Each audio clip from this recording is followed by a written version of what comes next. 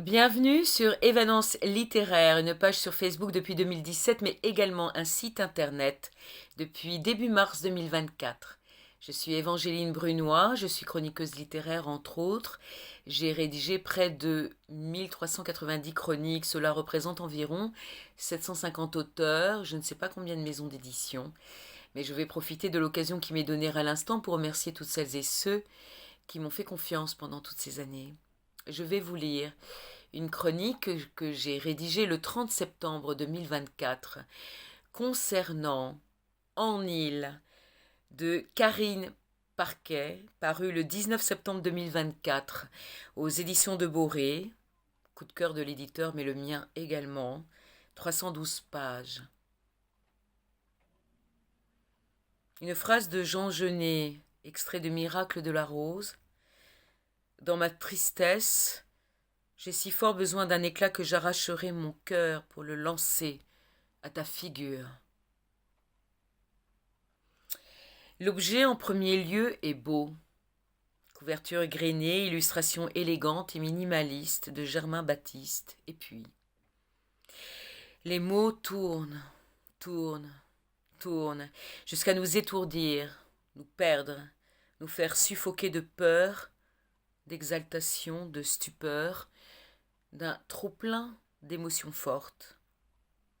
Le cœur explose pour ce couple d'amants magnifiques, improbables, trouvant la rédemption dans la peau de l'autre, son regard, ses caresses, cette soudaine douceur là où tout n'est qu'âpreté, rudesse, violence.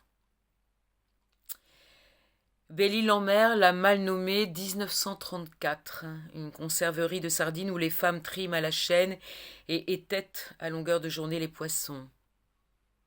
Ida y est contre-maîtresse, respectée de ses collègues.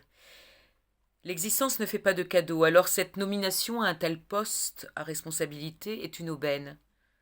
Mal vue par l'époux, Jean, pêcheur sur un tonnier la moitié de l'année et l'autre s'alcoolisant de bar en bar jusqu'à revenir chez lui où l'attend sa femme, craintive et soumise. Il était beau, Jean, et doux, apportant avec lui le souffle du continent sur cette île limitée. Une prison pour la jeune femme en mal d'enfant, en mal d'amour, en mal de liberté. Plus loin s'élèvent les murs de la colonie pénitentiaire pour enfants. Un bagne, ni plus ni moins.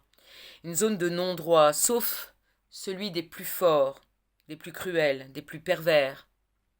Un enfer sur terre pour des gamins qui ont eu le malheur de naître au mauvais endroit, abandonnés ou orphelins, en aucun cas des criminels. Mais chair fraîche, ils sont les proies de tous les sadiques obsédés, gardiens ou emprisonnés. Viol, tabassage, harcèlement, punition inique, mitard et le bal. Une torture qui consiste à tourner inlassablement sur une piste en bois à 30 centimètres au-dessus du sol pendant plusieurs jours, à rendre fou, à transformer une brebis en loup. L'élément déclencheur à la révolte de Éric, l'arrivée d'un petit fragile, souffre-douleur désigné, du nom d'Éloi. D'habitude, le jeune homme, bientôt arrivé au bout de sa peine, baisse sa tête, ne se fait pas remarquer, mais là, ce n'est plus possible. Ce que le pénitencier n'a pas détruit en lui d'humanité, de compassion, se réveille face à l'injustice, la violence gratuite exercée sur cet innocent. Éric ne l'est plus, lui. Il a bourlingué, connu maintes expériences, maintes amours. Il sait ce que risque Éloi, comment il sera écrasé s'il ne bouge pas pour lui. Une solution, la fuite. La révolte gronde. La plupart des prisonniers réussissent à s'échapper. C'est l'occasion pour ce tandem d'infortune de partir, de tenter sa chance peut-être par la mer, celle qui obsède Éric. Nous sommes en août. Ida est seule, Jean en mer pour de longs mois encore. La rencontre a lieu. Le destin rebat les cartes. Que vont devenir ces 3 victimes innocentes des hommes, de cette société inégalitaire et castratrice?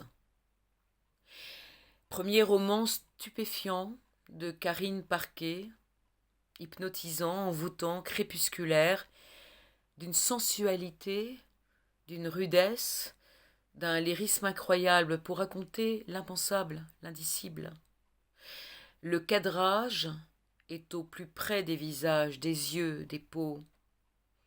Vous ressentirez le sel des larmes, des embruns, la douceur des caresses, la fluidité de l'océan aqueux, les muscles endoloris mais la cage thoracique s'ouvrant enfin, pleinement. Ce roman est une splendeur, un diamant brut, à part. Merci à l'autrice et aux éditions de Boré pour ce cadeau incroyable. Et je vous invite à découvrir la 4e de couverture et la biographie de l'autrice sur le site de l'éditeur ou sur le site Évanence littéraire. J'ajoute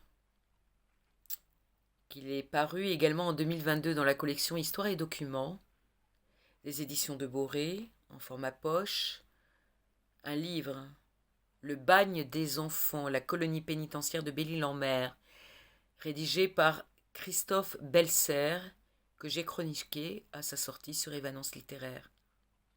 Âme sensible, attention. Merci infiniment. À très bientôt. Au revoir.